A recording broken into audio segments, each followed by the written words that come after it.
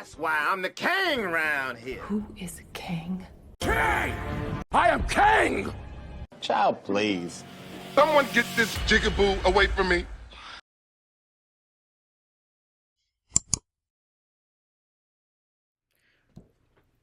I look crazy. Never damn snitch. Alright, what up, y'all? We back. I done tried to change my little Cash App thing. I mean, my Facebook. It's not working. I'm pointing in the wrong direction. So, whatever. We about to watch this video. This interview Keshia and Gucci. A lot of people said that she looked like she was controlling him or being controlling or some type of handler type of situation. I don't know. Like I remember some talk about it before, some years ago, and I never watched this interview. But the more people keep saying something about it, and I keep seeing clips, and some of the clips I'm seeing, I don't like what she's saying. Like what she's saying is really it's troubling me. So I want to see what the hell is going on with this. School in here. You know what I'm saying? She want to be nosy too. So we about there, you know what I'm saying? Quick question. Is this an old interview? No, this is 9 days ago. Okay. Hilarious, Charlemagne the Guy. We are the Breakfast Club. Lauren LaRose is here as well. We got a special guest in the building. Yes, indeed. We got Gucci Mane and his wife Keshia. Hi, guys. Welcome. How y'all feeling? Y'all look amazing. Thank you. New book out, episodes. Yes. Man, I thoroughly enjoyed your book, Gucci, man, because, you know, we give people props when we were younger for being real. And a lot of things that we say is real is like when somebody gangster, when somebody, you know, we call them tough. But to me, the most realest thing you can do as you get older is just be vulnerable. You know what I mean? And go on a journey of healing and share that journey with people. And you definitely did that in that book. Thank you. I appreciate that. I always see you talking about mental health. I be listening to y'all. You always champion mental health. You know what I'm saying? So that was I said, make sure y'all get that book to Charlemagne before I come up there. Absolutely. Because I knew you was going to read it. Absolutely. Yeah, so what got you to the point where you said this is the time to share the story? Because most people will say, like, you know, I don't want to share that story. It might be embarrassing. It might make me look this way. But you were open and completely open about it. What got you to that point was like, this is the time? I think when I had an episode in like 2019 or 2020, around COVID. And that was just like after that, I was like, man, I got to really just hold myself accountable and take care of my health. I don't never want to have an episode again. I'm like, I'm going to see a therapist if I had to take medicine. I kind of like threw the towel in, like, you know, what I need to do to get better. I just didn't never want to have that happen again. And then my wife was pregnant with my little boy, and I'm like, I don't want to raise a family, and then my mental health gone. What if I have an episode I can't come back from? You know what I'm saying? So I just like starting to do the work and like start seeking the help. And Keshia, I'm glad you're here because we always have conversations about the people who have to deal with the individuals with the mental health issues. It feels like nobody ever speaks to y'all. It's tough. What made you not run? Because you could have ran. You could have been like, I'm out. Nah, this ain't for me. But you stood 10 toes down and said, I'm gone. I experienced him going through episodes before we were married, and I was like, man, somebody got to help this guy. It was really, really bad. It's really sad because you're seeing someone you don't know. They're saying things to you that are disrespectful, so mean, and you have to just like, but I'm not talking to Gucci. Who is this person? So I felt like if I left, he wouldn't have been the same. He needed someone to help him. And then when we were supposed to get married, someone said to me, you know, you're going to have to deal with this in your marriage, right? And I'm like, I'm cool with it. I'm going to fix him. You know. How heavy was that for you, though? Because the fixing isn't like an overnight thing. I saw Gucci, you did Big Facts, and you were talking about how one time you said to him, I should record this so that you can see, because he wouldn't even remember some of the things he was doing, but it would like, you'd be like, oh my God, like what's happening right now? How heavy was it in the process of trying to help him get better? There was one point I had to just go on my knees and pray because it's like, he's like, I don't like it. I mean, the things he would say are really, really bad. And I just have to like take a deep breath. Like I said, I'm not talking to you right now. You want to sit here and be crazy alone? I'm not going to allow you to be crazy alone. Yeah. So like I have to like set a plan up. Like at one point I called his attorney, I called some bodyguards, and I just planned a whole kidnap, and we kidnapped him and took him to the hospital because we could not get him to the hospital. And he was trying to fight them and everything, but it was 6 of them. He couldn't handle it. And we threw him in the car. He would try to jump out the car, so we put him in the center of the car, you know.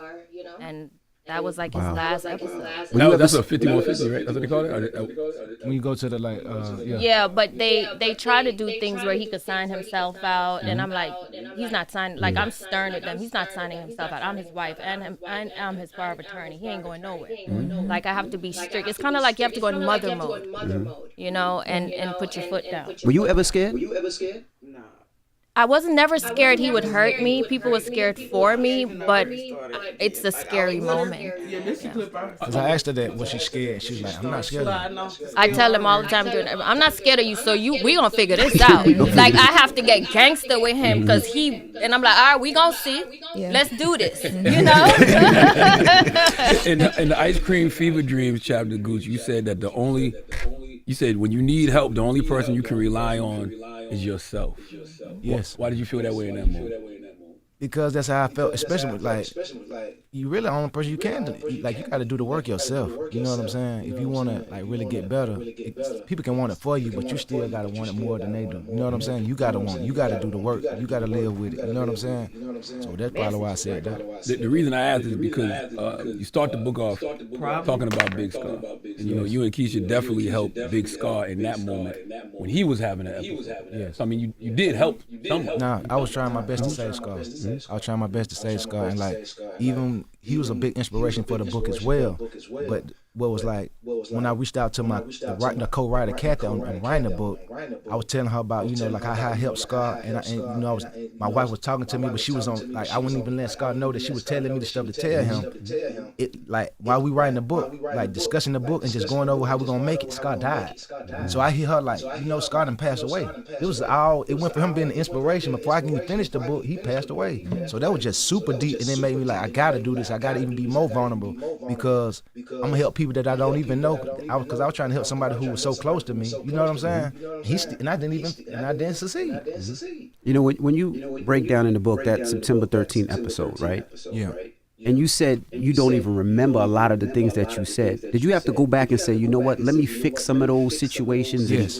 And who did you call first to say, let me fix that? Because we were on air that morning. And we just remember, it's like, damn, Gucci just going crazy on everybody. And the sad, he was tweeting? Yeah. And the sad thing about it is for media, press, is like, that's gold at first. Like, oh, this, that, and the other. Then when you sit back and look at it, be like, damn, like, maybe we shouldn't have went that hard and promoted, because we can see now he was going through an episode. So the first question is, that in the book about the media's role in that. Yeah. But just to answer Envy, I was super embarrassed and hurt by the things I said because, like, I wasn't well then, right? So then I got locked up.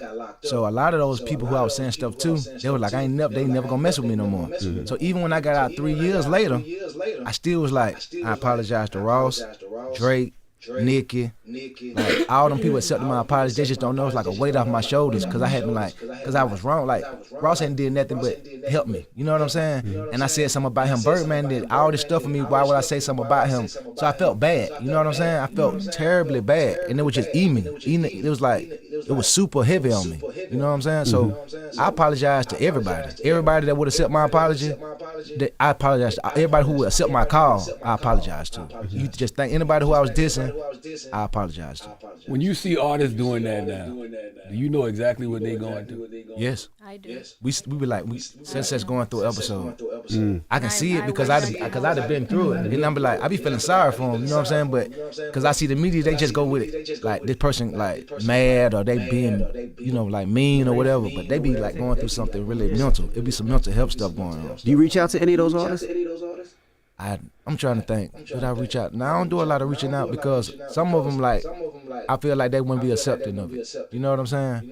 But Because you know you wouldn't be accepted at the point at that time. yeah, at that point you can't really talk to them like that. But like my wife say, I wish I could talk to the people that know them to tell them how to help them. You know what I'm saying?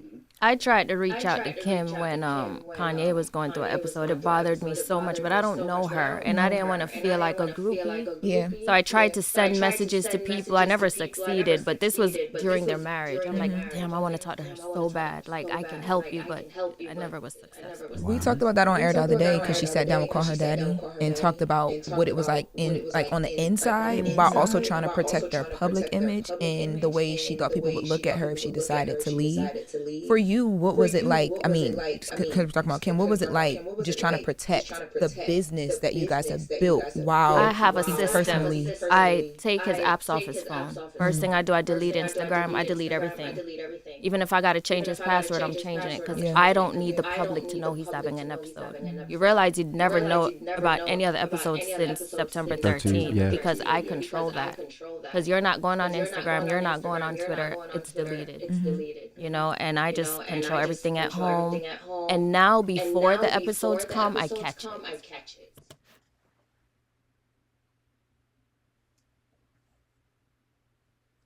What you think so far? Because I have thoughts. It's creepy. You want to expound?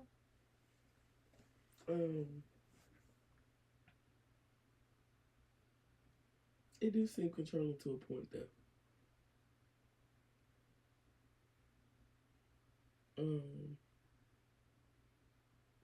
But I also get it too. So I don't know. I got mixed feelings. I feel like on one hand he probably did or does, I don't know his mental state right now, but he probably did need help. But it's like he said, the person has to want it more than the people around him.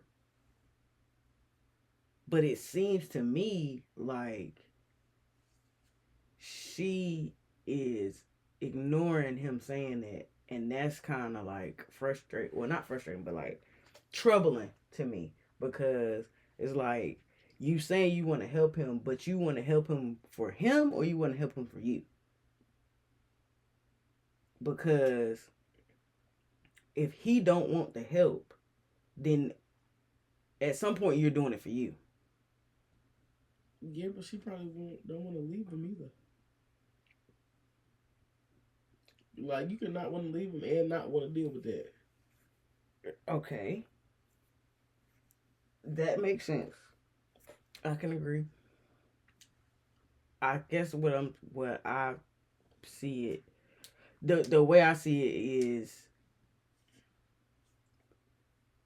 it's helpful to a point until it becomes like mandatory, and it's help, and then it turns into control. That's how I feel right now, because it's like, all right, you was helping him before because y'all was just starting out. It was just this, it was that, it was like new, and you was navigating it, cool. But now it's kind of like, oh, I have a handle on him, which is like, okay, it's a handler. Like, I can control. Okay, whether that's for example, when you was drinking, and I felt like you was. Don't be telling everybody I'm drinking.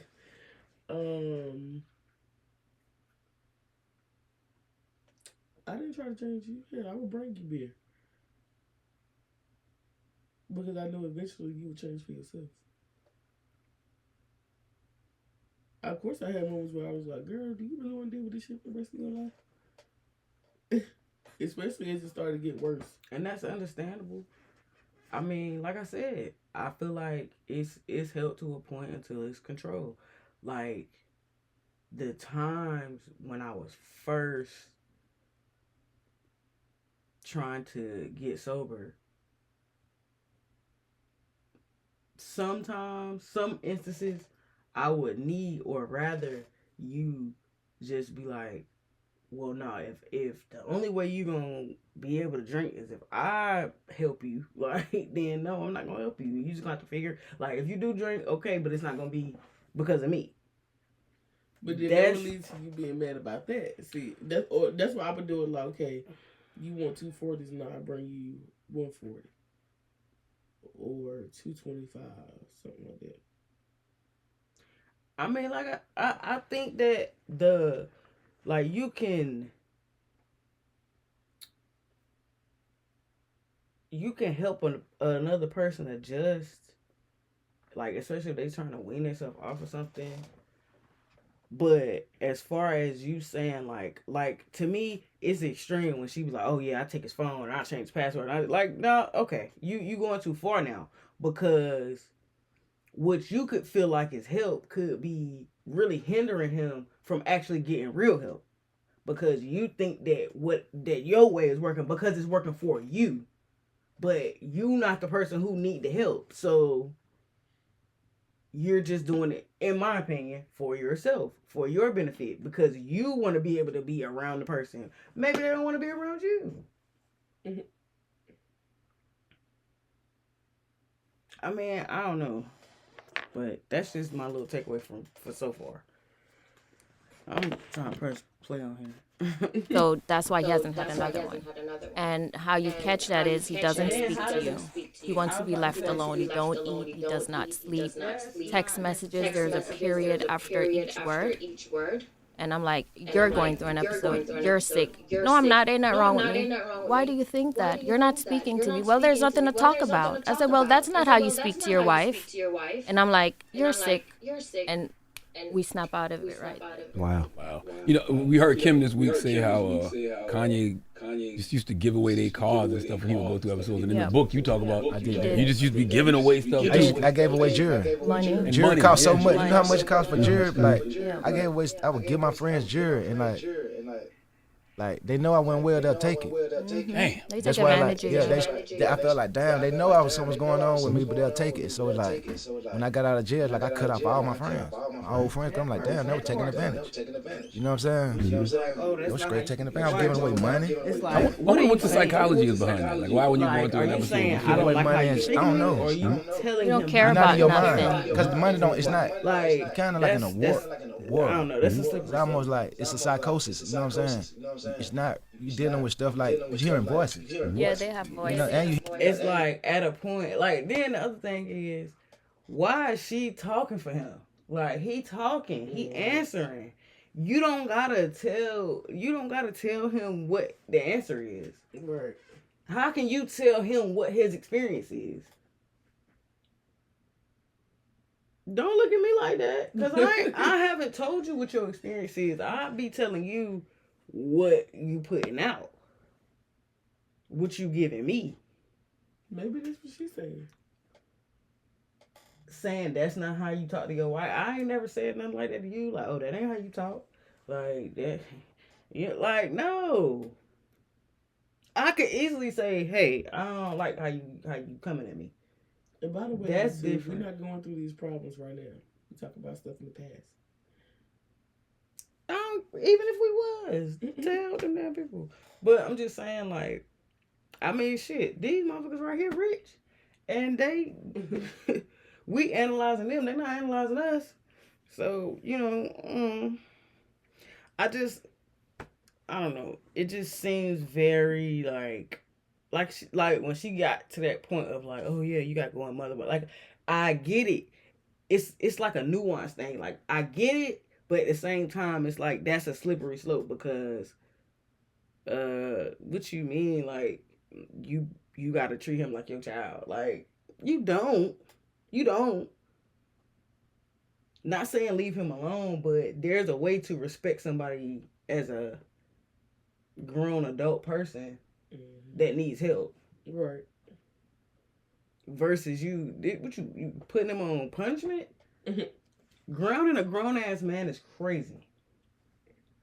And if he is not capable or mentally capable to successfully run a household or be a husband, then don't.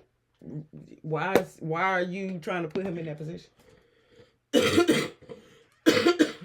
Like it's just like, to me it's giving like Chrissy and Jim Jones, but they actually got married. Like the nigga don't really want to be married, but it's like, I guess I might as well. You know what I'm saying? Like you ain't gonna let it go. You ain't gonna leave me the fuck alone.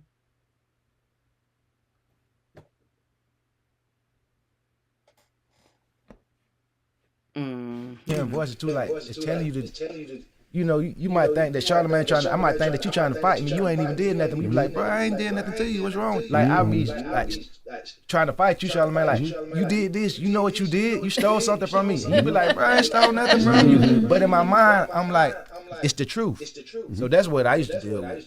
How did therapy and the self-work change your relationship with anger? And like, do you still wrestle with that same inner voice that you talk about throughout the book? I don't. It's like I seen a therapist. I gotta so taking medicine that prescribed for me what she thought, and it worked. And I haven't had any other problem. You know, I always wonder when people have episodes, what sparks it, right?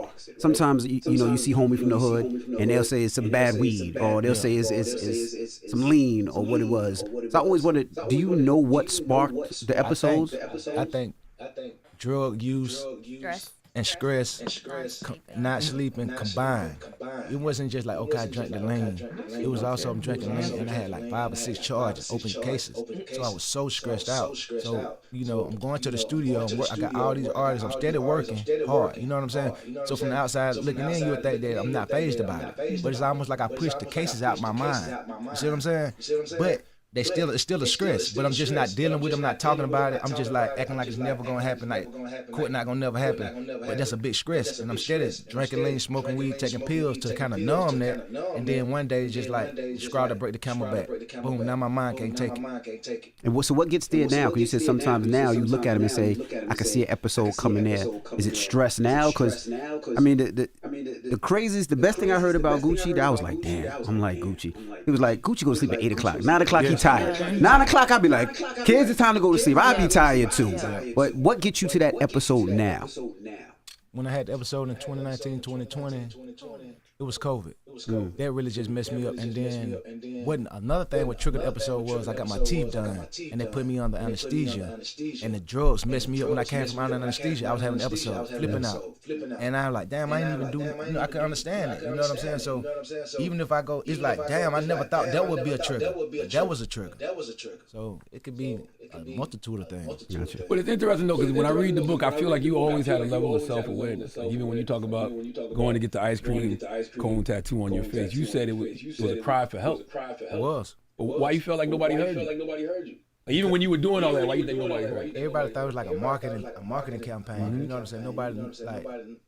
I remember like the whole, it was like I went to court, they told me I had to go to a mental hospital, like, cause I tried to say like, you know, try to tell them like, listen, some of the stuff I'm doing, I'm not in my right mind when I'm doing it. And they sent me to a mental hospital, and then it went on the media, and I just remember when they started saying like I gotta go to a mental hospital, the embarrassment I felt. And then it's like, maybe it wasn't even 3, 4 days later, that's when I got the ice cream cone tattoo. So it was almost like a cry for help. You see what I'm saying? I can't explain it. It's hard for me to put it in words. You know what I'm saying? Him being Gucci Man without me, no one helped. Because he's the artist. No one is going to say, Gucci, you're not well. Gucci need medicine. They just keep on giving him the weed, giving him the drugs, and he keep on keeping on. So that was the problem. No one took the time to like, damn dog, something's really wrong with you. Yeah. That's how I came in after all of that. Like, you need help. And I'm telling, back then I used to be like, ain't nothing wrong with me. They kind of like, when I'm saying nothing wrong with me, give me the weed, they like going with that. You see what I'm saying? Because I'm like, somebody put something in my drink or something, like, it's an excuse instead of just saying, okay, I got a problem, I need to fix it. It's almost like, you know, I shouldn't have this problem, why me type shit. That's how I feel. Like, why, don't nobody else got to deal with this but me. So I kind of like, I didn't want to accept it. You know what I'm saying? Because I felt like, why I got to deal with it? You get what I'm saying? Like, why I got to have this affliction? Why I can't be straight? Why I got to have a mental health problem? Like, why I can't drink lean? Really, like, why I can't drink lean and smoke like everybody else? Why if I drink the lean and smoke, I got to be in the mental hospital? That's how I used to feel. And it felt like the people at the label didn't look at you as a human being. Like you was just an artist. Another thing about that, you know, that's deep because it's like, that makes a lot of sense. Like, he was looking at everybody else wanting to do that, not realizing them people got mental health problems too. They're just not being addressed. They just don't nobody care enough. So that's where I could get her side of it. Like I told you I got mixed feelings. That's where I get her side of it. Because it's like, the reason why you going through certain shit, and I'm still not saying that the shit she was doing is right either, because I don't believe in that shit. either. I don't believe in that Western medicine shit. I don't believe like, oh, this black person is having a mental health issues, a mental health crisis. Let's take them to a white doctor that is going to base all of their that's first of all going to base this entire case off of the mental health of a white man that's probably older than him. Like, it's not that don't even have the same type of situation. That they didn't have the same environment growing up. Their fucking body fat percentage ain't even the same. Like, nothing about them is the same except the fact that maybe they're a man and but we got 2 eyes, 2 legs type shit. Like, everything else gotta be, the sliders gotta be adjusted because everybody's different. But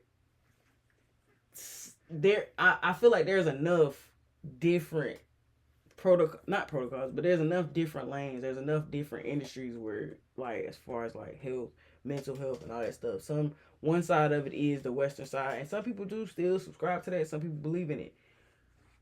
But there's also other like alternative stuff that, you know, people believe in too, and I feel like all of that shit is null and void if the person who is going through it don't know anything about it or don't want that, or the person that is supposed to be helping them or is trying to help them is like either forcing them to do something that they don't want to do or forcing them to get help in the way that they like. Like, that's just, I don't know, it's just something about like, and I know I'm sure I do it too, but it's something about like when people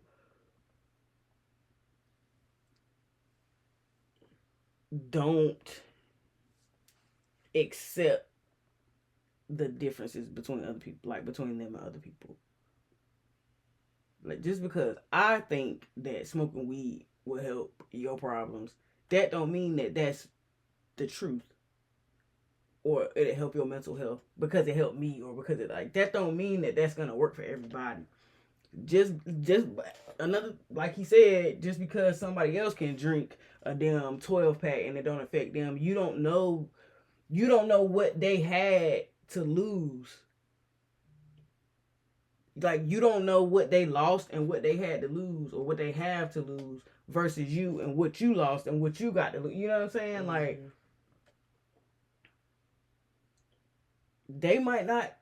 they might be dead inside, low-key. You know what I'm saying? Some people might be dead inside just because they are so far gone. And, I mean, you could try to help them, but until that person wants to help, it don't matter. Because you said after you got the ice cream cone tattoo, one of them called you and said, "Man, you a genius." Yeah. And you was like, "I'm going through stuff." I was going through. I'm like, damn. I never thought that, like, when it went viral back then and just everybody was talking about it, it didn't. Like, that was not my intention. I was not doing that. It definitely was like a cry for help. Yeah. Let me ask a question, Keshia. Do you wish you were around when you know, I look at Gucci, and if you really think about all the artists that he has touched and could have signed, he could have been bigger than any label out there. If you go through them, we can go from Thug to Waka to the Migos to the list goes on and on and on. Do you think? Yeah, Waka. Yeah. Do you think if I was there, I could have helped him build that empire? Because he could have been really like an Atlanta Def Jam. 1,000%. Even like we had this conversation many years ago. I said, Gucci, you just have to accept that you're not well and fix it. Just accept it. I said, people take Tylenol every day. Just take your medication every day. You'll be fine. Just accept that you're sick. Fix it, and you'll be. People take Tylenol every day was a terrible.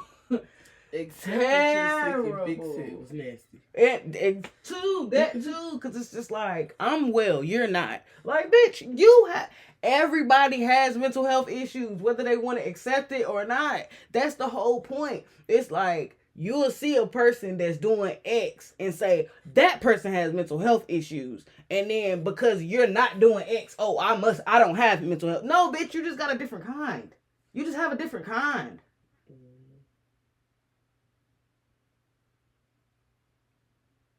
Like, that's another, like, that's that high horse shit. That's that, that handler mentality. Like, I have to, because you can't do it. Like, you can't think for yourself. You can't. But, yo, I would have slapped the shit out of her. I'm sorry. Okay, and absolutely, he had so many artists from back in the day, and because of this, they re-signed with other people or whatever the situation is. Oh, let me just say this.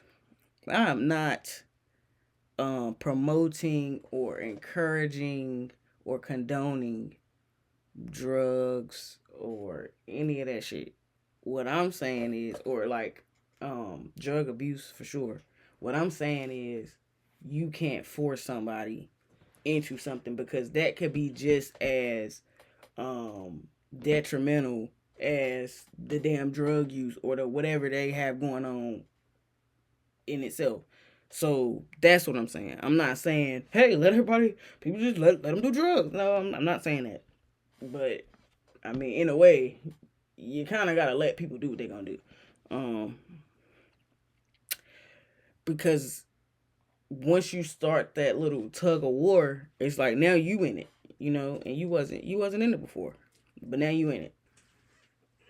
It's just I ain't gonna say it's irresponsible, but I think it's irresponsible. So I guess I am saying that. I think it's irresponsible because what she could have a background in this, I don't know. I don't know yet. I gotta do more digging and investigating. But it already seems a way because of the stuff that done been dug up.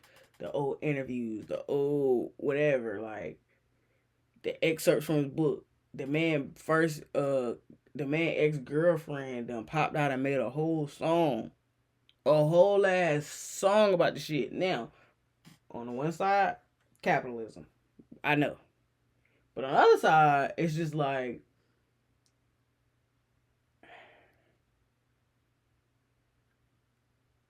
I gotta look into that too. If she has not been really making music like that, and she just came out and made this song, that's gonna make me feel like, okay, I don't think this is a capitalism thing. I think this is like her best way of being noticed to say what she's saying. Now, if she been trying to rap this whole time and her shit never popped, and now she trying to use this as like, oh, y'all still, now this a hot topic, look at me. Okay, that's different. But like I said, I gotta do more research on that. But to me right now, it just seems a little, bombastic side eye from me. And it pisses me off because none of them respects him. Or give him the credit like Gucci signed me. Gucci's the one that got me out the slum. Gucci's the one that changed my life. None of them talks about that. Not one of them. Does that bother you? Because it's a lot of artists that are multi-platinum, that are still selling records that you were the first person to give an opportunity to. We could name the list, but the list goes on and on. I feel like, I had to hold myself accountable. I got locked up. I messed up the opportunity. You know what I'm saying? But I'm not saying that they don't have to pay me homage. I appreciate it, you know what I'm saying? But it's like, that's part of how I was raised and just who I am. I get fulfillment out of helping artists, you know what I'm saying? I was reaching out to them, trying to help them because I saw talent in them. And not just Southern artists. No, not just Southern artists. DJs, producers, whatever. That's just like who I am, you know what I'm saying? Like, I'm going to open the door studio, I'm going to bring people in, I'm going to work with the up and coming. That's what I like to do, you get what I'm saying? If it didn't work out the way it did because I got locked up, I got to say, hey, I got myself locked up, I messed that up, but since then I've been doing well. Since I got out, I've been on a, you know what I'm saying, been a whole different, everything been going good. I always wondered, did any of those artists reach out when you were locked up and say, let me help? No. Any of those artists? Yeah. Let me say this though. Keshia said nope. Let me say this. It is still kind of like paying it forward, because when I got out, all those artists did come back and do songs with me. You know what I'm saying? But when you were down, did they help? They did. They don't acknowledge him. He doesn't care or feel that way, but from the outside looking in, they should acknowledge him, I feel like Gucci gets looked at as a hip hop pillar, though. I feel like he. I feel should. like they look. I feel like Gucci gets his just due as an iconic figure in hip hop and all the artists he put on. No. But it ain't What would you like to see, Keith? I would like them, all of them, to acknowledge him, even if they win an award. Acknowledge him because he gave you the stomping ground. Mm-hmm. Most people don't know Nicki Minaj came out of that camp. French Montana came out of that all camp. of Most them. people don't know half those people. We know, but most people don't know that. Migos, Thug. Like most people. Because they don't say it. You're right. I love the chapter Pills and Potion too, because you said you feel guilty for making the song Pills because you made a whole generation start getting high on pills. How do you rectify that? I can live with it now because it's like it is what it is. You know what I'm saying? But back then, I know that I like made a lot of people use drugs. I talked about drugs all through my music because that's what I was on back then. And I'm just like, damn, I know I made a whole bunch of people think pills was cool. I know that for a fact. You know what I'm saying? And that ain't nothing I'm just super proud of, you know? But what can I do? It's in the past now. And at the same time, I was also a user too, so I was going through it with them. Mm-hmm. The interesting thing about that chapter too, you said that your whole team didn't like that song. They didn't. What would they? Because I'm sure some of them was on pills too. So what was it? Just they just didn't like the record. When I first when I had like 1 foot in, 1 foot out, a lot of my guys who were hustling, we used to think I was like my crew of hustling buddies. They used to think like pills and stuff like that was like junkie stuff. You know what I'm saying? They think like if you do coke, you like a junkie. You take pills, you a junkie. They only was cool with smoking weed. Even drinking lean, they thought was some junkie stuff, right? So they really they said take away from the money.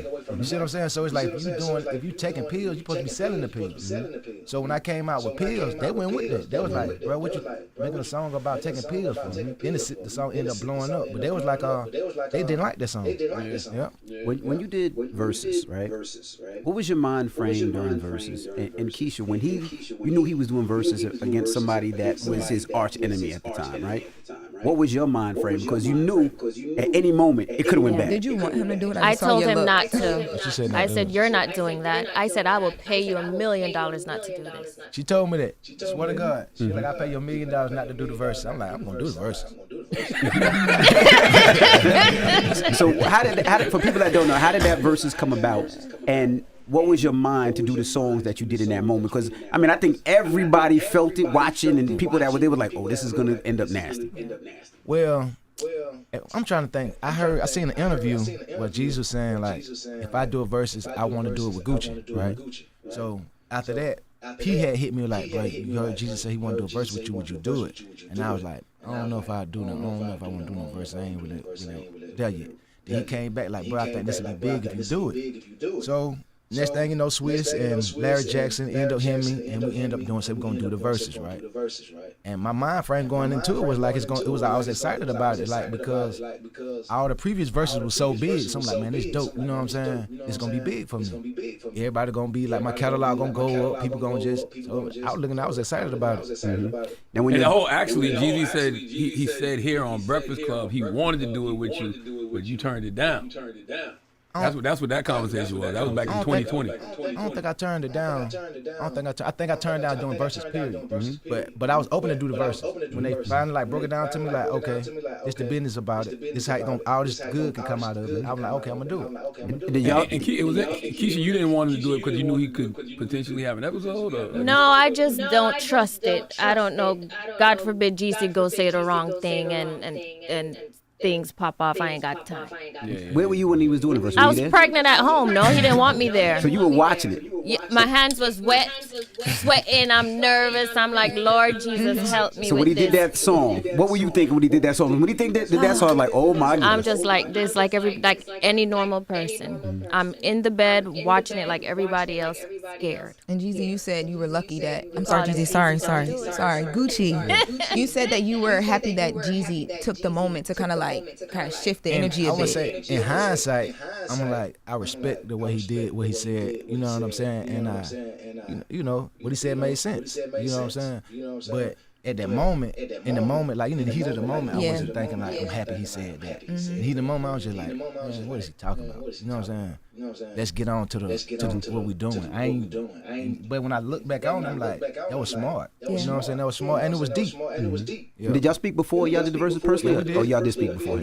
How was that conversation? Was that the first time y'all spoke throughout the years? Or man, it was funny because we seen each other on the airplane, right? He was sitting in my seat. Oh, God. That's the crazy junk ever. I ain't no told the story, right? He's sitting in my seat, right? So I'm like, damn, I don't even want to talk to him, but I got to tell this dude, get out my seat. So it's like, I'm like, hey man, you in my seat, you gotta get out my seat. But he see who it is. He like, well, I'm sitting in the same seat. Can you sit in mine? I'm like, nah, I can't sit in your seat. You just gotta get up. That was the conversation we had prior. Damn. If it would have been anybody else, you probably would be like, God, go ahead, sit in Nah, that seat. you gotta get up. You got to get up. And he don't want to get up. I can't, cause my pride won't let me say that you in my seat and I just, okay, I'm gonna sit over here. Yeah. Nah, dog, get up. When was that? But What year his was pride that? won't allow him to be like, man, Gucci man told me to get up and I Right. Oh, he got up and moved. Got up and moved. Yo, that's funny because I remember 50 and Josh said the first time they seen each other was on a flight. They were both sitting. It's like you can't wild out in there because you're going to jail. So you got to be easy. But no, in your first book, you said y'all had dinner somewhere before. No, we met up at a restaurant. Yeah. So we had met before. But I'm saying this since I got out. That was like we met at that restaurant way back. That was like 2010 or something like that. But you said y'all had decided. If I remember correctly in the book, you said y'all decided to squash the beef then. But then I think he ended Y'all up. saw each other at the club. Yes, and it didn't go right. Yeah. What is it like now? Like, have you guys spoken since Versus, and both of y'all are so evolved at this point? I did an interview on Big Facts, and I'm like, it ain't really been no disrespect since then. Everything cool, but we're okay. She said they okay. We'll make sure they okay. Got you. In episodes, you call yourself a recovering madman. Right? Yeah. What does madness look like to you today? And how do you recognize it when you try to creep back in? Madness is like a very evil side of me. It's very no compassion, no empathy. Like void of just of good. You know what I'm saying? It's like empty eyes, soulless. Like I say the most meanest things. Like that's why I said so embarrassing afterwards. Like God, like I can't even believe I be saying stuff I can't even think I know how to curse and say stuff like that. I be going so deep into the dungeon. I'm talking about seriously. It's like I'm so embarrassed about what I said afterwards. Like that's what that madness. Like it's bad. You see how like when Kanye flip out, he starts saying and he just like go deep. I'm like that. It just get bad. Like she said, the only thing about it was my wife been keeping it so like when I did have an episode, nobody in the public saw it. But man, I just want to give grace and just say thank you to all the people who close to me, who I done said some stuff to. Y'all know I didn't mean. What does madness look like to you, Keith, when you see it creeping up on you? There was one time he stood outside for 24 hours at the door, just standing. I said, get inside. No. I said, did somebody give you a cookie or lace it? What is wrong with you? Because I'm not even catching on. I just want to stand up out here. He said out there 24 hours. So I said, okay, there's an episode coming. I wasn't that good of a pro yet. So the episode came like a week or two after that. So that was a sign. So do you have to just let him be in those moments, even though he just standing outside, you just let him stand there? No, I don't play with him now. Then I let him stand out there for the 24 hours. Even 4 or 5 a.m. he out there. But if he was to do that now, he going to the hospital. Do your kids break you out that episode? Like when you see the kids, you're like, nah. He hasn't had an episode since they were born. Wow. Like that would And I make me think just be that's so what strict scared about him. like that would scare me like I cannot level in my kids see me like that and I can not be where like I'm not on point to be needed to handle the business of raising the baby. Like I'm you know what I'm saying? Like I get them up for school every day. I can't be in the hospital. You know what I'm saying? My little boy, he can't even stand a day without me. He like, Dad, I miss you when I leave. So I just want to be on point with my kids. Do you miss old Gucci? And when I say old Gucci, I mean going out, being in the studio with your artists. I kind of miss being. It's certain things from like my manic behavior that's good. And that's like. I kind of like used to be in the studio. I used to be way more productive. You know what I'm saying? I work out 2 times a day. I be restless. You know what I'm saying? So I do like. I ain't trying to like romanticize that part about it, but it's a part about this man. It make you like super hard working. Like you don't even need sleep. You just stay in the studio. You just always. So you so prolific. It made me really prolific. So I do miss that part. Like now I'm not as prolific. I don't put out 100 mixtapes. I only put out 1 album every 2 years. I'm not. You know. I'm just like a family man. You know what I'm saying? I'm slowed down. Do you like that better? I love it. Yeah. Now he's normal. Now he's normal. I saw you say that going to East Atlanta sometimes like triggers different episodes for you. And you can talk about that if you're about to say something. No, I'm saying it does trigger me going to East Atlanta. In writing this book, what other things from your upbringing did you realize like, oh, that was one of my triggers of these episodes and I didn't even know, like family stuff or just stuff from like young. Yeah, like stuff with my mom triggers me. we had like a strained relationship. Stuff from my youth triggered me. Old friendships, that went sour. There's a lot of stuff can be triggers. I can, some songs even trigger me. Just I'm like you said, like strained relationships, like even Hands So Icy. I don't like Hands So Icy. Wow. It's kind of like a trigger. Stay Scrapped would be a trigger. You know what I'm saying? Hearing that, like, I got 10K on your body, like, that's why I said I probably couldn't have took that. Like, that would have triggered me. You don't do those songs You don't do them songs. What triggers you more, East Atlanta or what is it, Burma, Alabama? Birmingham. Bessemer. I would say East Atlanta, but I don't want to. Bessemer kind of depresses me. Because it's like when you go down there, it's so like it's like damn, you know what I'm saying? It's like damn, it's a tough place to grow up at. And when I go back there, like it damn near make me cry just looking at the buildings and the house. Cause you from a small town, so you know how like I'm from it's so small and rural and like it's no money down there. You know what I'm saying? So it feel dark. Yeah, and East Atlanta just dangerous. It's still dangerous. It's always gonna be dangerous. It just when I go there, it just make me change. It make me like it almost turned me to a different person. Like the corners, the blocks, just reliving all the stuff I did on those blocks. The people there. It's just I try to stay away from triggers. And you say even reading the book and seeing the effect that like systemic racism had on you, like watching the KKK, march through your town. Is that still a trigger nut? It kind of is. It is. I still hold some of that stuff in me. You know what I'm saying, that I seen when I was young from Bessemer. That's why I kept my label 1017, because I'm like, I don't never want to forget. Even though I was raised in Atlanta, people always associate me with Atlanta. I never want to forget, the life I led there, and I never want to forget like my family there, what they going through. You said during the Big Facts interview that the police, you feel like they still have it out for you in Atlanta. I feel like they did. They did back when I first got. I feel like cause they used to do stuff like, you know what I'm saying. Like I would be when I first got out of jail, I would go places and the police would just run my name. You know what I'm saying. And then I was on probation, so my probation boss was like, "Hey, did you go to such and such because the police ran your name?" There, like they were just trying to see if I. It's just too much. So what do you tell artists like your thugs and your little babies that probably feel the same way as you? You say it might be time to get out of Atlanta. I told the baby that. I've been told the baby, hey, man, you might be too big for the city. You might need to move. And you know what I'm saying? I never got a chance to tell Thug that, but I definitely told Baby that before. Because he used to be there, the baby used to be there just walking around like regular, like in grocery stores and everything. Because he's so comfortable there. I got to comfort there. Like even time I went, if I'm in Atlanta and I have an episode, I go straight to my block. Because I know that block like the back of my hand. I always go there. It's just like them the familiar. It's like it's too familiar for me. You know what I'm saying? It's too familiar. Sometimes something too familiar for you, you got to get away from it because it's too much comfort there. It ain't no growth in comfort. I need to be where like I'm held accountable. You can get held accountable. If I go to East Atlanta, lean coming, weed coming. All I got to do is just stand on the block. I want to ask you, Keshia, how do you define recovery? Because you've seen him at his worst, and now you're seeing him at his best. So how would you define recovery for somebody that is dealing with somebody who's trying to recover from their mental health?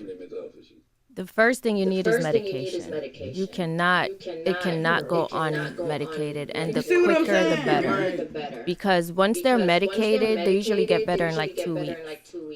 It's not. Medication can actually make him worse. I was just about to say, so it's like you giving up one drug for another one. Like that's not better. That's not helping. It's really not. It's only helping you because it's making him. It's just like when they said a kid have ADHD or whatever, ADD or whatever they have, and the doctor's like, oh, give them this, and then the kid become lethargic and don't fucking do anything no more. Like they went from bouncing off the walls to barely fucking being alive, and the parents are like, yeah, this is much better. Yeah, you got a fucking zombie as a child, and that's much better because you don't gotta worry about it because it takes some fucking pressure. Like this interview is starting to piss me off. It already was, but like every time I pause it, I get louder, and I'm trying to get to the end of this shit. But Keshia is this lady is really making me understand why everybody's coming at her like this.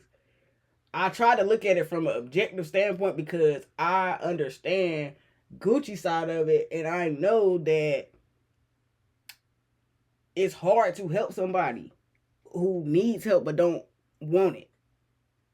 So that's like what I would assume would be her stance. But it's like, girl, you the one need help at this point. Right.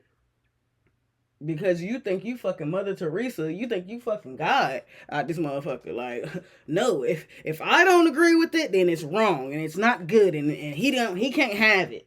Like, man, if you don't go to hell. It's not overnight. It's literally like 14 days for them to be back to normal.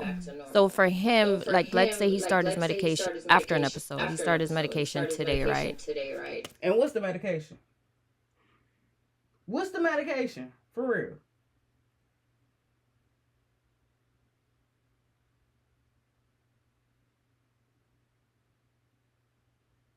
Big Pharma. What was that shit we was watching last night? Percocets. Molly Percocet. Big Pharma. That's all the fuck it is. Suboxone. This nigga's on Suboxone. 3 days later, he'd be like, oh, my wife, you're so beautiful. I could tell by his words that he's getting better. And then tomorrow he might say, ugh. He's getting better for you because he called you beautiful. That did not... This bitch is pissing me off. This bitch is really pissing me off. Because he complimenting you, that mean he right in the fucking mind? Seriously. To me, a motherfucker coming out of nowhere after that and just cuss me the fuck out and call it saying, my wife, you so fucking beautiful. I'ma think that the person that cussed me the fuck out is the real them. And my wife, you so beautiful, that's the fucking crazy motherfucker that I need to get the fuck away from. Because that obviously they're faking. They're lying. They're trying to manipulate me to get them to get whatever they want. Oh, you took my phone away. Oh, I ain't even mad at no more, girl.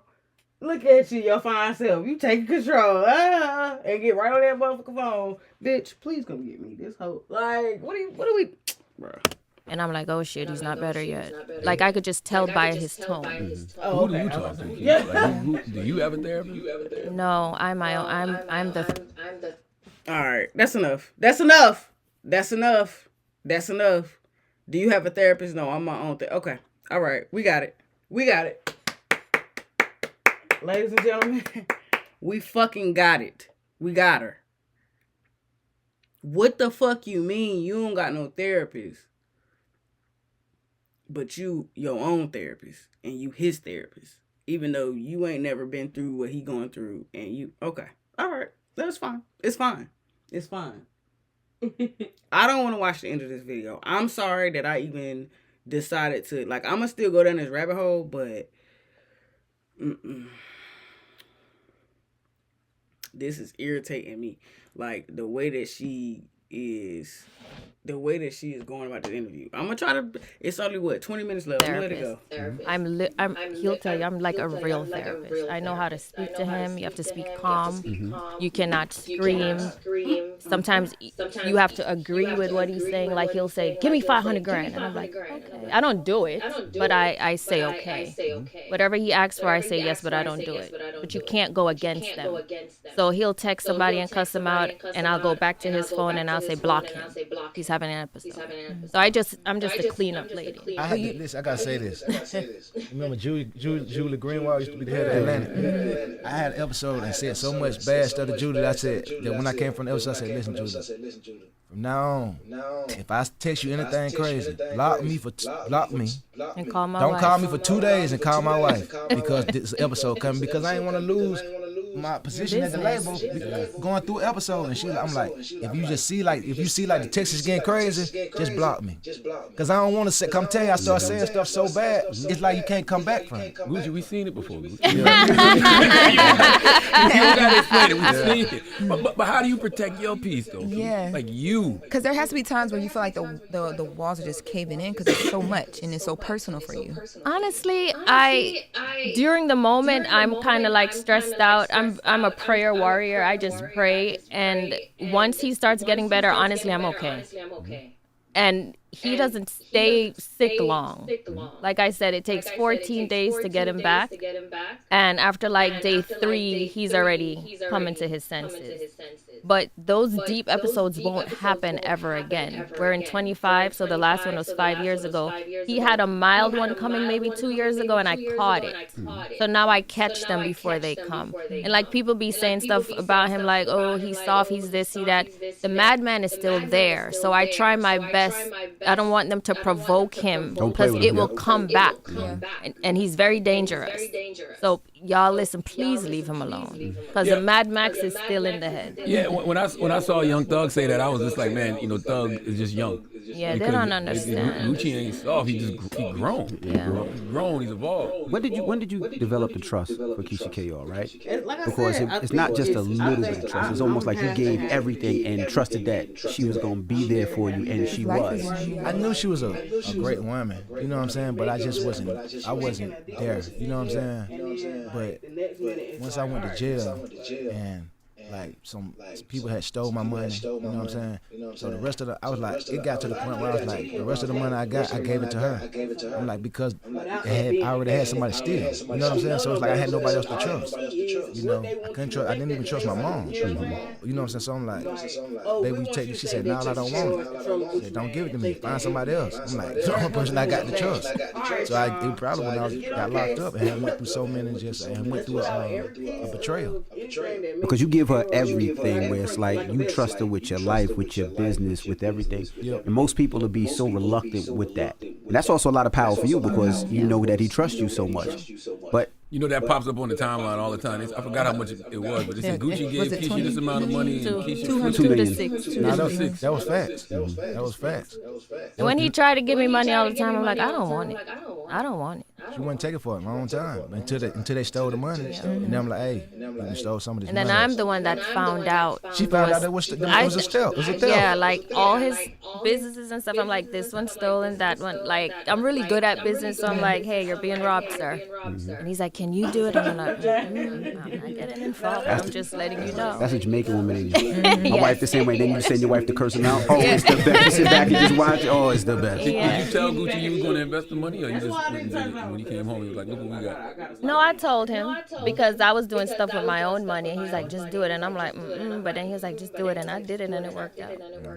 So, you also talk about in the book how you was at an award show with Walker. You was having an episode. Yes. What I loved about that chapter, you said when you sat down, you just felt shame in that moment.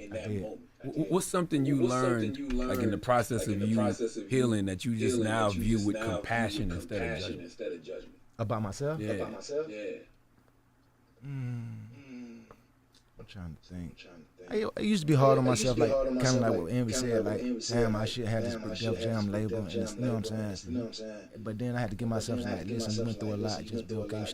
You still got a great career. You know what I'm saying? You still make money. You still doing good. But yeah, at first I would just be hard on myself about that. Do you still beat yourself up, like how you were sitting in the award show, ashamed of what you did? You ever just be like, damn, man, maybe I need to pick up the phone and call this person. I'm trying to think. Everybody, I apologized to everybody.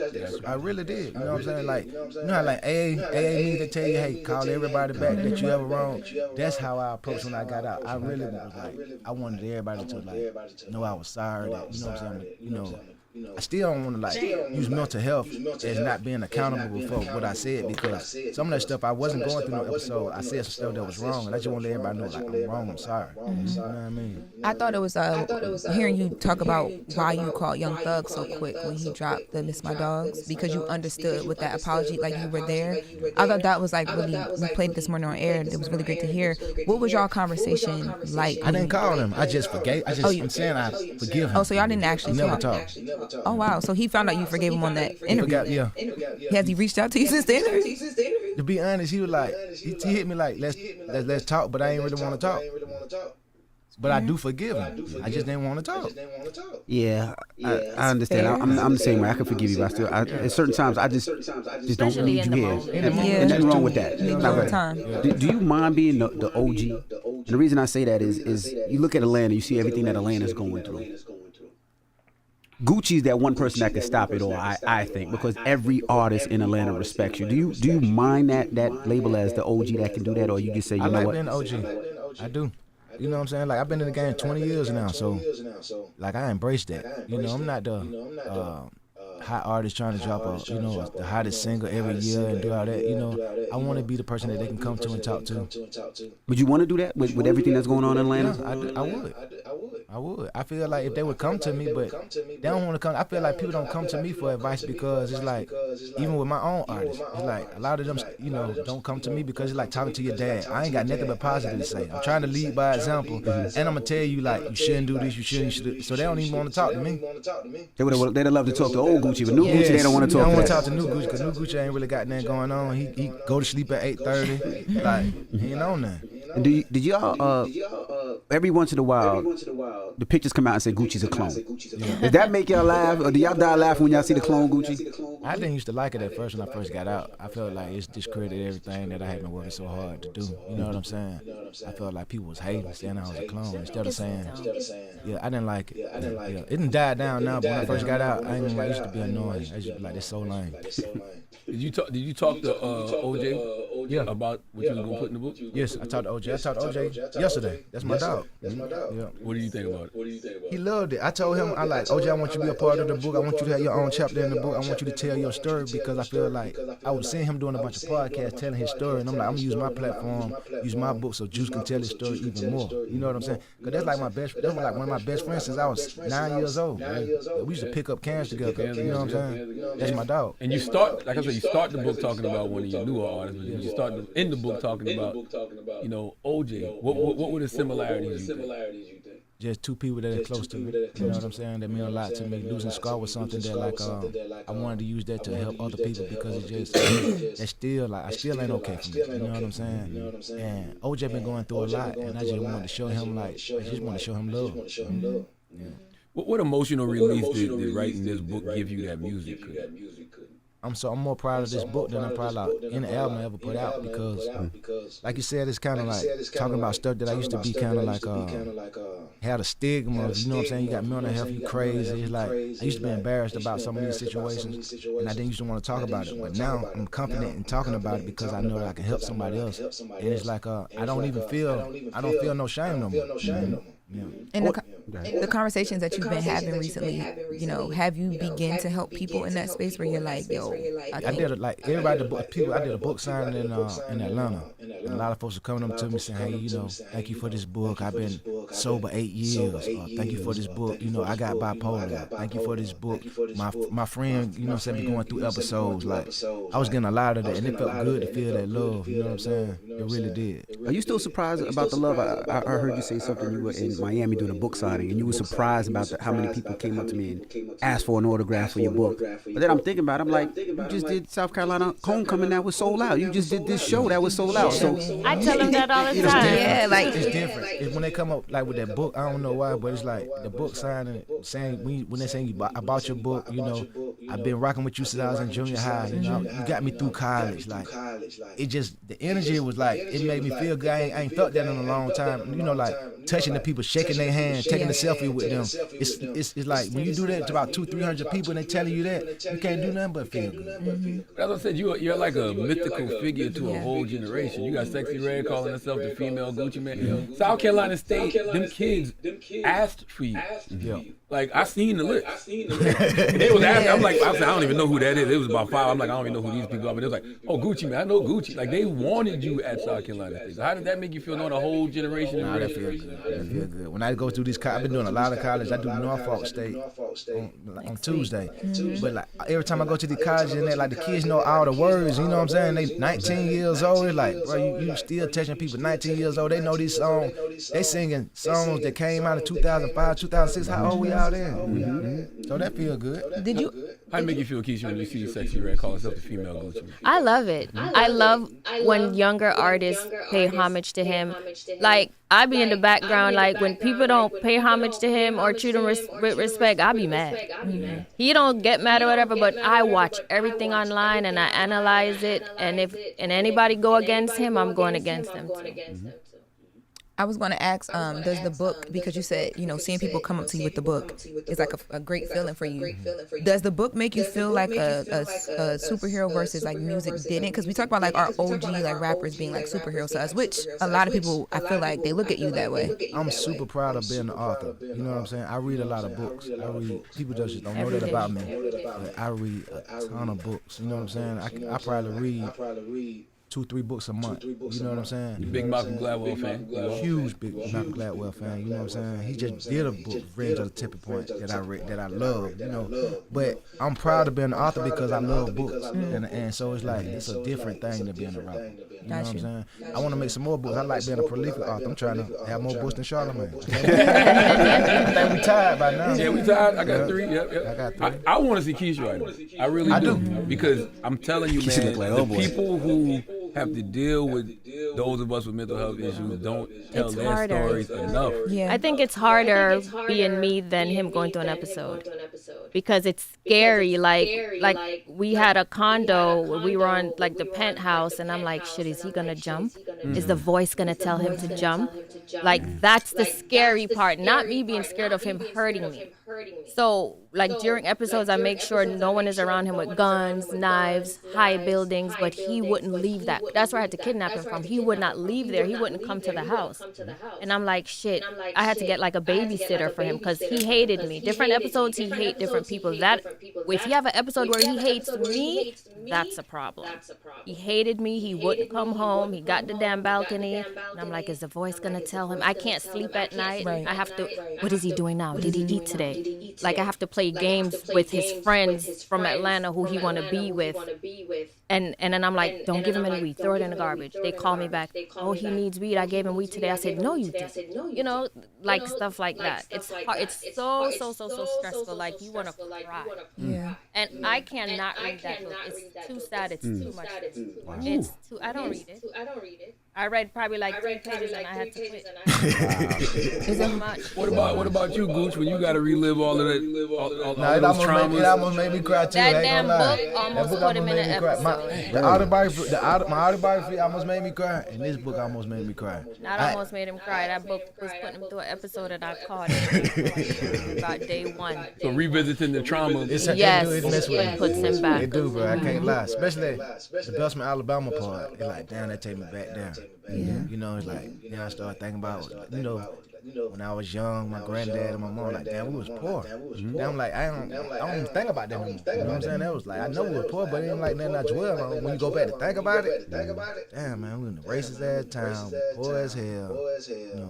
Staying with my granddad, me and my mom and my brothers, like, we ain't have shit. We ain't have shit. So how do you protect yourself while revisiting that trauma? And on a press run. Yeah. And how do you protect it? Well, the press run doesn't bother him. It's just like when he was writing the book, because he has to keep saying these things over and over and over. And actually, this was my idea. I was like, you need to do a movie called Episodes and let people know what's going on. I said, I can tell you everything you've done through your episodes, because he doesn't remember. And I was telling him how to make the movie. I do agree with that part. I can't hold you. Some of the, like I said, some of the stuff I can relate to and agree with. Like, not remembering some of the stuff you said or did or whatever.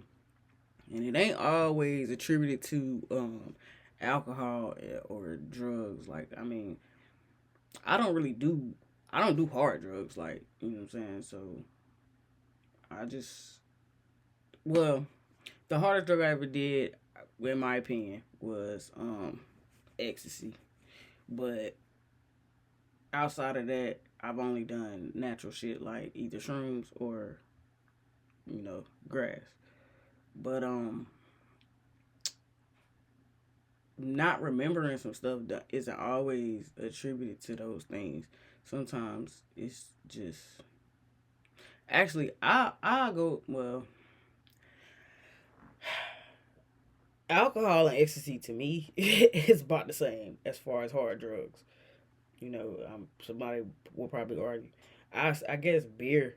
I put beer right below like liquor, but it's just at a certain point, like a certain amount. I think it's about the same as any other hard drug. But it doesn't always cause you to forget, or you're forgetting. Like when it comes to somebody with mental health issues, forgetting is, depending on what they have, forgetting is like par for the course. I forget a lot of shit, and school will tell me, now a lot of the times I'll be drunk, and I got some recordings, but school got some recordings of me when I was drunk talking and all that shit. And some of it's funny, but some of it is like, why are you saying that? So I get it. I don't know, I'm kind of half. I'm about half and half now.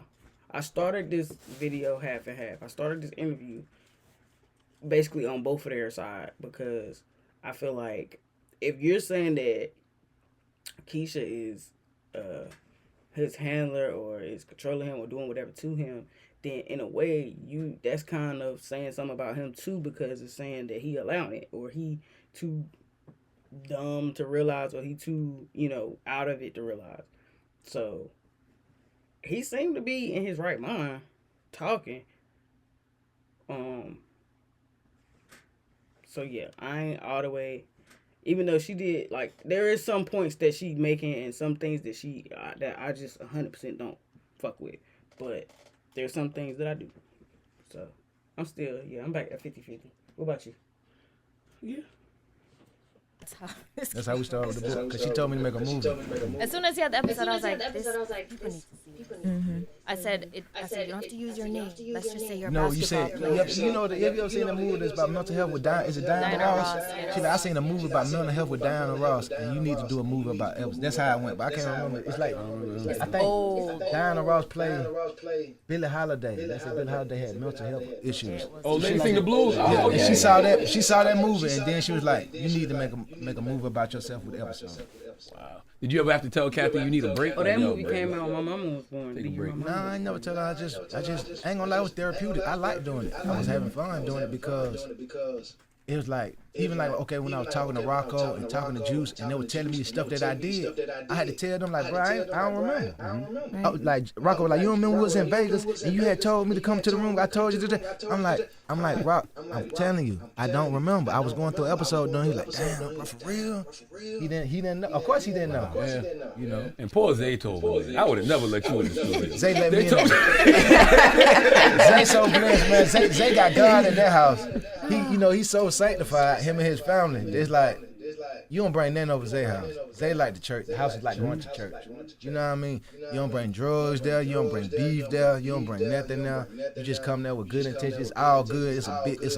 That's when you see like that family unit. You see that at Zay house. You know what I'm saying? You see somebody, you see a mother and a father who really care about their child, which is Zay. And they gave him a whole basement studio right there for him to create with his friend. Like, you can't even bring that over. But Zay, you could tell he loved you though, because he would answer every call. You would come over and he'd be like, man, what's wrong with you? That's one of my best friends ever. Like I love Zay for that. Like, he always opened his doors for me. He knew I'd be going through stuff. Like, he never held that against me. He always room for me. Like, if anybody ever had my back, like, far as music, it like Zay had my back. Yeah. I want to ask, what is your vice now, right? Is it working out? Is it the family? Is it praying? Like, what gets you away now? Working out is a vice. Working out, I work out six days out the week. Sometimes two times a day. That definitely helps with the mental health. Yeah. Shopping? Not really shopping. I don't shop no more. I don't even buy cars like I used to buy cars every year. Like, switching my life. Now I ain't bought a car since 2020. I just got one fountain. I take the kids to school in the fountain. That was a while since That's you bad said car, that's Great ride. in the book you said something. I'm like, there's no way. You said you used to spend just as much money on drugs as cars and jewelry. I did. Man, they used to be so high. I just got a helicopter, and I lot don't of do kids anything. I got the studio, I got all the artists, so I would supply everybody. I got lean and weed for us. That's why they never used to leave the studio. They come over there just like a party house. Then when I go there, the lean is in juice bottles. Yeah, we switch it he's up. not allowed to drink around me. I switch it up, so I put it And in juices. what if I was to drink? You don't drink juice. I only drink water. So I was being strict back then, because when I go there, it's like, oh, she's here, put the lean up. But now that we didn't live together then. Yeah. But now he would never, but Wow. We all married to beautiful black women, but I want Gucci. You tell me, how important is it to have a good woman? It's the most important thing you can have. It's the best decision you can make. My best decision ever was to marry her and be with her. Like, I got somebody to, hold me accountable, and I got somebody, watch TV with. Sometimes that's all you want to do, just sit back and chill, bro. I'm kind of like, I don't really need a lot. We just like best friends, and we just home just chilling, and everything we do, we have it in common. We like the same food, the same shows. We both boring. Don't like to travel we like to just go to bed. Stay at the house. Yeah. Well, Keshia, I want to say, all right, she might be out. watching y'all like from afar, Love me a boring. you've been so strong throughout all of this. We would have never known how much you were taking on, because you also have like the businesses you were doing at the same time. Like, do you feel, because there's a whole like lane of women who do like the makeup, like Keshia Kayor, and because of the products that you were doing, do you feel that impact as well while holding all this down? Do you feel that for yourself sometimes? No, I'm really strong, and I still do my makeup. Yes. I have my company. I still do everything. I have like a schedule. I have everything down that I do daily, and I still do, even during his episodes. I still get my stuff done. How you did all of this, because Keshia Kayor cosmetics literally influenced such a generation. The hairstyles, the clothing, like, and people know, but I don't know if they talk about that enough with you. But then you're also holding down all this stuff as well too. Like, God bless you. Thank you, and thank you, God. Do you think your healing journey is over, or is it still working? No. Even like we talk about from the verses to now, like I knew I'm matured a lot from 2020 to 2025. I'm still growing, and it's in a good way. You know what I'm saying? Like, don't really nothing get me mad no more. You know what I'm saying? Like, I don't hold on to petty beefs. I don't hold on to grievances. I don't care about slights. I ain't used to be like that. You know what I'm saying? Now it's like I'm in a real calm space. But it ain't even. That's just who I am now. It ain't who I'm trying to be. You know what I'm saying? That's who I grown to be. If you could redefine what it means to be real in hip hop culture, what new code would you give this new generation? Oh man, I let them know they talking about that hood, but the best hood is fatherhood. That's right. That's what I'm most proud of. You know what I'm saying? I love being called dad. I love being a present dad. That's like I didn't even know that there's so much joy in raising kids that it is. But you know what I'm saying? Like, raising a family has changed me. It has changed for the better. Man, it's interesting. Have you spoken to like other artists that are on their healing journey? Like, we had Little John up here. You can see the trend. I seen it. He on his healing journey. Even people like Jeezy. Do y'all speak about that? How far y'all come? Probably like me and Zay, Mike, Will, Metro. Yeah, we spoke about this. What does peace feel like for you right now? Peace feels like just running my label, being with my family. Being content with what I done did in the industry, you know what I'm saying? And just keep building.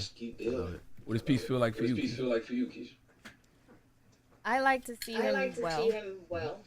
I don't like to see him like stressed out. That's why in my interview with Carlos, I said only thing he got to do is shower, go to the studio. I don't allow him to do anything else because I don't want him. He can't handle stress. Because stress is a trigger and stress brings on episodes, so I don't allow any stress. You just be calm, wake up, go to bed early, take care of the kids, go to the studio, and that's it. I was gonna say they criticize you about that, but I think people don't understand because they're not in a good union, right? Yeah, they're not. Or they just don't. But even also too, I think reading the book and hearing the journey that you guys have been on behind the scenes that a lot of people didn't know about, I was sitting here thinking like you created a safe space for him. Yeah, I did. But that's what marriage should. That's what marriage should be. Getting him out of Atlanta, and he didn't want that either. He wanted to go back to Atlanta, and I'm like, going where? He got another house in Atlanta, and I refused to go there with him. So like I have to just put my foot down. So we got rid of the house. You never would go to the house. Oh, and if I go to Atlanta, I stay in a hotel. We're not living. This is not good. I was gonna say they got on you for that, but like I said, people don't understand union, right? And the reason I say that is, I'm sure Gucci's whole thing is I want to make sure my wife is good. I want to make sure my family is good. I want to protect her from the outside thing. But as a wife, you're the total opposite. I want to make sure he's okay. I want to make sure he's not gonna have a stressful. I want to make sure he can work, and whatever it takes to do that, that's what a wife does. That's what my wife does. That's what his wife does. But that's what a union is. And most people who don't have a union, They don't get it. And every marriage relationship is different. You might have a relationship where you have to take care of your wife. Right. But I have to, my husband takes very good care of me. I'm not in need or want for anything. But I have to take care of him first. Because he has mental health issues. I don't. I'm stronger than him. Well, the biggest thing, and we appreciate you for joining us. I just want to say the biggest thing that made me so happy, when you see Gucci talk about his kids, I don't know if you see the smile on his face. Oh my God, he's in love with them children. Oh my God. He starts smiling and starts true. grinning. He like, I can't wait to get back and get to my son's this, my daughter. Like, that is the biggest thing. And If I love I seeing call that. him right now, he'll leave. I love it. Do you feel like a generational curse breaker? Yes. I know my little boy, he's gonna inherit all this. He got so much. He's so turned up. He a trust fund baby. Ain't nothing wrong with it. Yeah. Ain't nothing wrong with it. He said it with a smile. Ain't nothing wrong with it. That's right. Man, go get episodes right now, That's man. right. The Diary of a Recovering Madman. There's some books that are good. This is good, but it's also important, man. It's important. And my album out today too, Charlamagne. Episode, I ain't even get the album. Yeah, I didn't get to the album. I read the book. I didn't get to the album Album yet come out either. today. But let's get to a joint off the album. What you want to hear off the album? Voices. Voice. It's Gucci, man. Keshia KR. Thank you so much for joining us. Now, Gucci, I know you don't come out but every couple of years, but you got to come back. I know you will. every once in a while you You got to come back. with Pusha T. I will. I'll bring him. You used to listen to the Breakfast Club in the morning when you worked out. I don't know if you still do, but you got to come listen, back. I listen to y'all every day before I go to the gym, and my favorite part is the positive note of the day. There we go. No, Charlamagne, he loves that. I'm He saying, listens to all your positive. as soon as I'm going to the gym, we around the gym, we listen to y'all, but it's like the positive note of the day. Hey, stop, let me hear what he said. That's what it is. All right, it's the Breakfast Club. Good morning. All right. I want the book. Let me see. Oh, it's on Audible?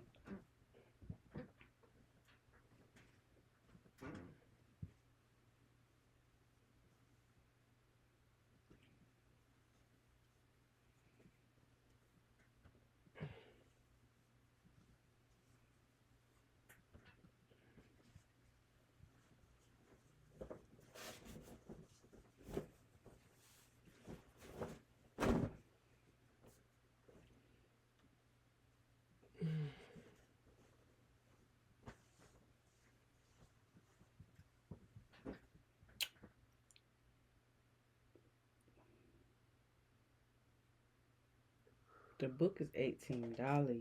That shit do pick up sound. I told you.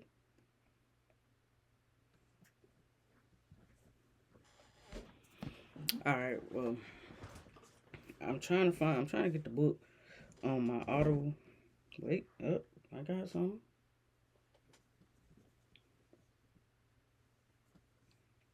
Okay, I don't know, but let me see. Apple Music. I can get the album.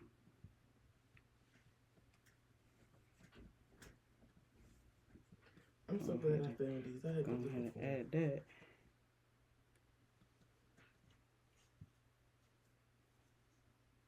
You alright? What's wrong?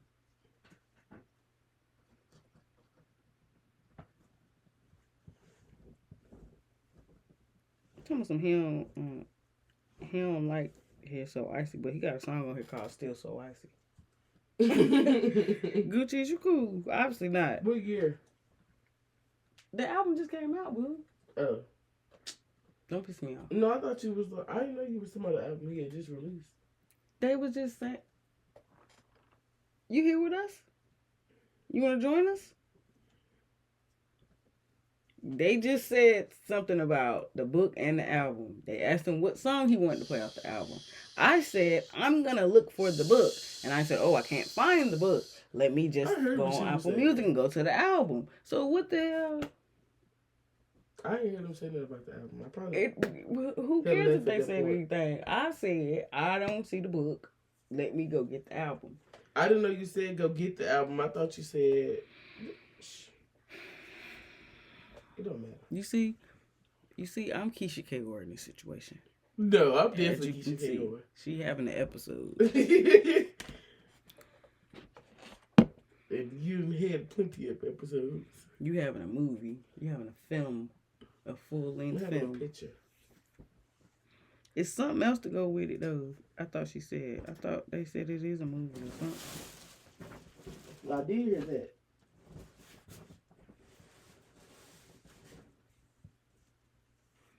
Yeah, I'm about to. I'm gonna listen to this book now. Not now, but excuse me.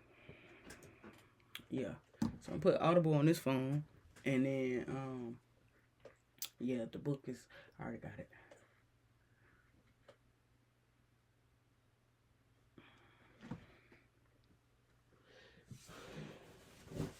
Well, y'all, school out. I got school at 6:30. What time is it? 6:13. Oh, I'm gonna be a little late.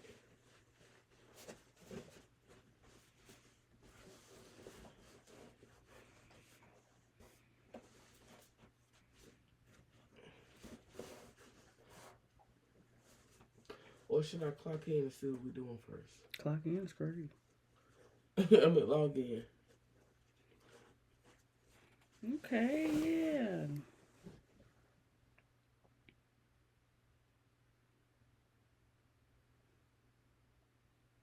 You judging me? Girl, I'm ready to read this book. Or listen to it, I guess. But, so I actually don't even feel the same as I thought I would.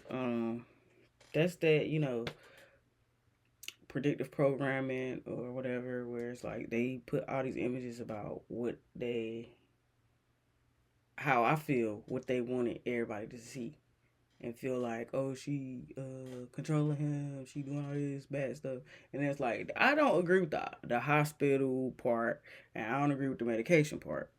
But depending on whatever tactics you have to use, depending on what you have done in the past, done before, I mean, you don't know what somebody has had to do. Like, and it don't seem like even coming from him, it don't seem like she's controlling him. Like it seems like he liked the help.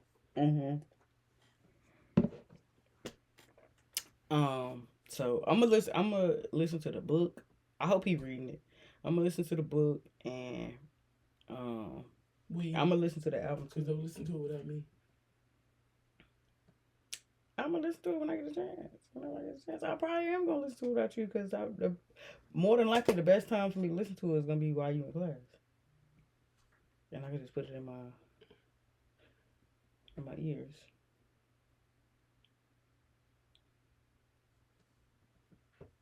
Instead of having some other background noise playing while you're in class, because when I had that Joe Budden playing, you told all of us to shut the hell up, and I wasn't even talking. That was Dr. Umar and them yelling like that. That wasn't me. I'm sorry. I was having that episode. You got that off.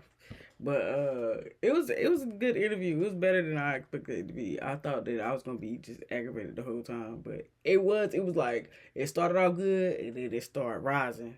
I think I did start off on the side of let me hit with this bitch. Like I think I did start off like that, and so then I finished it with oh nah, it ain't what I thought, or like it ain't what everybody's saying. Like one thing I will agree with everybody on, or take everybody's word for it, is that motherfucker tuna macaroni salad. I don't want that shit. That shit look like it's nasty. And then on top of that, why the fuck is y'all... Let me ask y'all something. Y'all don't got food stamps. And I'm being dead ass serious right now. And I know that everybody that's buying their own food stamps, I get that, duh. But I'm just saying, with this food stamp crisis that's going on right now, y'all paying, how much is that shit? $20 a pop? It's $20 for a container of that shit. Y'all paying $20 for a container of ingredients that cost $8. You can get the noodles. You can get the tuna. You can get the mayonnaise. You can get the relish. You can get the jalapeno. Like, you can get all of those things. The sugar. Whatever the fuck she put in there, you can get that shit. You can get way more than this amount for $8, and you could just cook it yourself. And it's not even, bro, tuna salad, dog. Come on, man.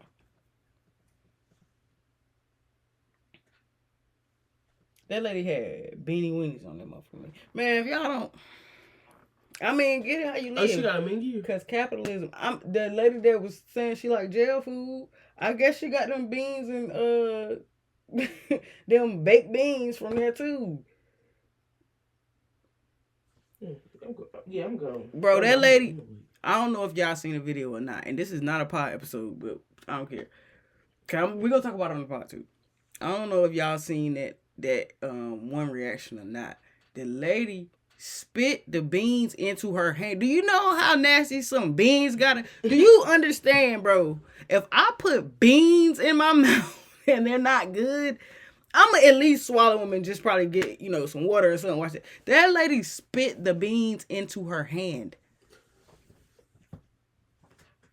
If that don't tell you that shit was nasty, I don't know what will. You can see them people's face when the food hit their taste buds. When the flavors of that whatever concoction hit their taste buds. They be smiling at first. And then as soon as they taste it, that shit go away. And they be trying to force the shit back. Like, this...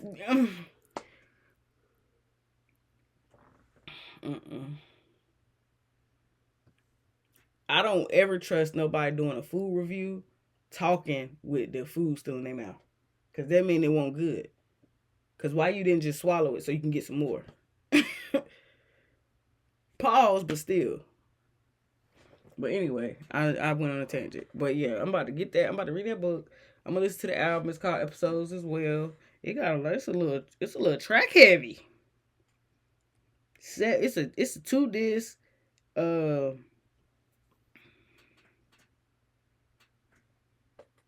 23 songs in all.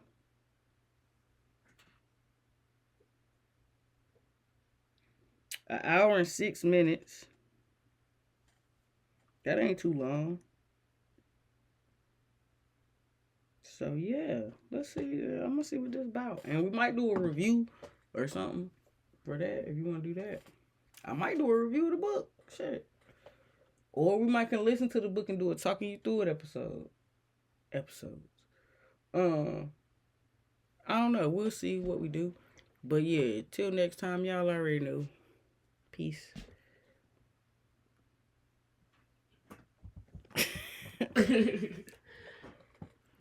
All right, y'all. Peace out. Peace out. I'm out. Yep, I'm out. Bye, Felicia.